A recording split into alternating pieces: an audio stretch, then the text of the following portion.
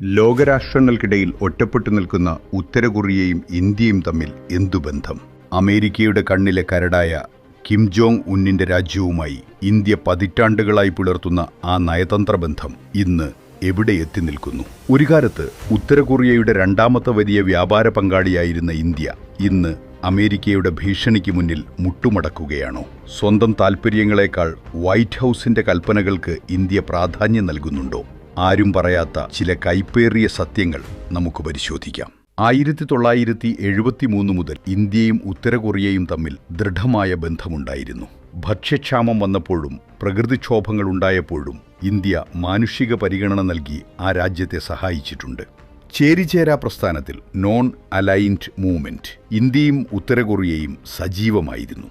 ശീതയുദ്ധകാലത്ത് പോലും ഇന്ത്യ ഉത്തര കൊറിയയുമായി നല്ല ബന്ധം കാത്തുസൂക്ഷിച്ചു. കൊറിയൻ യുദ്ധസമയത്ത് സമാധാനം പുനഃസ്ഥാപിക്കാൻ ഇന്ത്യ വഹിച്ച പങ്ക് വളരെ വലുതായിരുന്നു.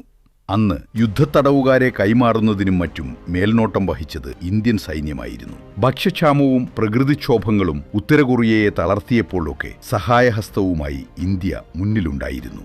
ലക്ഷക്കണക്കിന് ഡോളറിന്റെ മരുന്നുകളും ടൺ കണക്കിന് ഭക്ഷ്യധാന്യങ്ങളുമാണ് ഇന്ത്യ ഉത്തര കൊറിയയ്ക്ക് നൽകിയത്. പകരം ഇന്ത്യക്ക് ആവശ്യമായ പല അസംസ്കൃത വസ്തുക്കളും അവിടെ നിന്ന് ലഭിച്ചു. 2016 വരെ ചൈന കഴിഞ്ഞാൽ ഉത്തര കൊറിയയുടെ ഏറ്റവും വലിയ വ്യാപാര പങ്കാളി ഇന്ത്യയായിരുന്നു എന്നത് വലിയൊരു വസ്തുതയാണ്. അക്കാലത്ത് 54 ദശലക്ഷം ഡോളറിന്റെ കയറ്റുമതിയും ഇന്ത്യ അങ്ങോട്ട് നടത്തിയിരുന്നു. ബഹിരാകാശ സാങ്കേതിക വിദ്യയിലെ സഹായം 1995 മുതൽ 2016 വരെ ഉത്തര കൊറിയയിലെ 30ഓളം വിദ്യാർത്ഥികൾക്ക് ഇന്ത്യയിലെ ഡെറാഡൂണിൽ വെച്ച് സ്പേസ് സയൻസിലും സാറ്റലൈറ്റ് ടെക്നോളജിയിലും ഇന്ത്യ പരിശീലനം നൽകിയിരുന്നു. ഇത് പിന്നീട് ഐക്യരാഷ്ട്രസഭയുടെ UN വിമർശനത്തിനിടയാക്കുകയും ഇന്ത്യക്ക് ഇത് നിർത്തലാക്കേണ്ടി വരികയും ചെയ്തു. ഹ്യൂമാനിറ്റേറിയൻ എയ്ഡ്, മാനുഷിക സഹായം.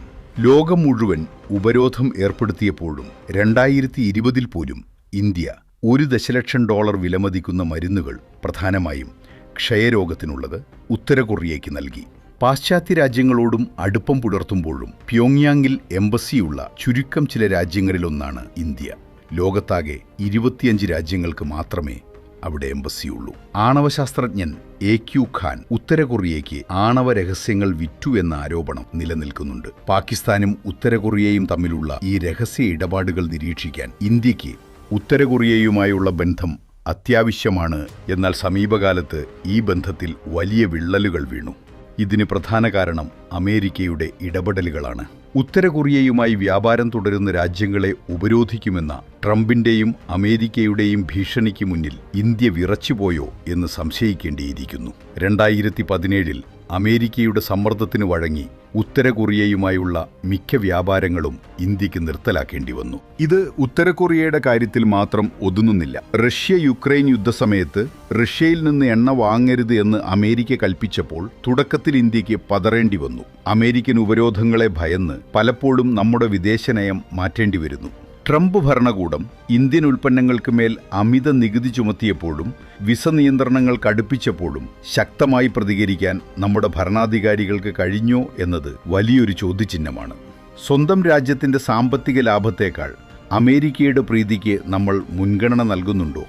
അമേരിക്ക എത്രയൊക്കെ സമ്മർദ്ദം ചെലുത്തിയാലും ഉത്തര കൊറിയയുമായുള്ള ബന്ധം പാടെ ഉപേക്ഷിക്കുന്നത് ഇന്ത്യക്ക് ദോഷകരമാണ്. കാരണം പാകിസ്ഥാനും ഉത്തര കൊറിയയും തമ്മിലുള്ള ആണവ മിസൈൽ രഹസ്യ കൈമാറ്റങ്ങൾ നിരീക്ഷിക്കാൻ പ്യോങ്യാങ്ങിൽ ഇന്ത്യക്ക് ഒരു സാന്നിധ്യം അത്യാവശ്യമാണ്. പക്ഷേ വാഷിംഗ്ടണിൽ നിന്നുള്ള ഫോൺ കോളുകൾക്ക് കാത്തുനിൽക്കുന്ന ഒരു അവസ്ഥയിലേക്ക് നമ്മുടെ വിദേശകാര്യ നയം ചുരുങ്ങുന്നത് അങ്ങേയറ്റം ദൗർഭാഗ്യകരമാണ്. നമ്മൾ ഓർക്കേണ്ട ഒന്നുണ്ട്. ഇന്ത്യ ഒരു സ്വതന്ത്ര പരമാധികാര രാഷ്ട്രമാണ്. നമ്മുടെ അയൽപ്പക്ക ബന്ധങ്ങളും വ്യാപാര നയങ്ങളും തീരുമാനിക്കേണ്ടത് വൈറ്റ് ഹൗസിലിരിക്കുന്നവരല്ല, മറിച്ച് ഡൽഹിയിലെ ജനപ്രതിനിധികളാണ്. അമേരിക്കയുടെ താൽപ്പര്യങ്ങൾ സംരക്ഷിക്കുന്ന ഒരു ഉപഗ്രഹ രാജ്യമല്ല ഇന്ത്യ. ലോകത്തിലെ ഏറ്റവും വലിയ ജനാധിപത്യ രാജ്യം എന്ന നിലയിൽ സ്വന്തം നിലപാടുകളിൽ ഉറച്ചു നിൽക്കാനുള്ള ആർജവമാണ് നമ്മുടെ നേതാക്കൾ കാണിക്കേണ്ടത്. ഇന്ത്യയെ നിയന്ത്രിക്കേണ്ടത് അമേരിക്കയല്ല, ഇന്ത്യ തന്നെയാണ്. ഈ വീഡിയോയെക്കുറിച്ചുള്ള നിങ്ങളുടെ അഭിപ്രായങ്ങൾ താഴെ കമന്റ് ചെയ്യുക. ചാനൽ സബ്സ്ക്രൈബ് ചെയ്യാൻ മറക്കരുത്.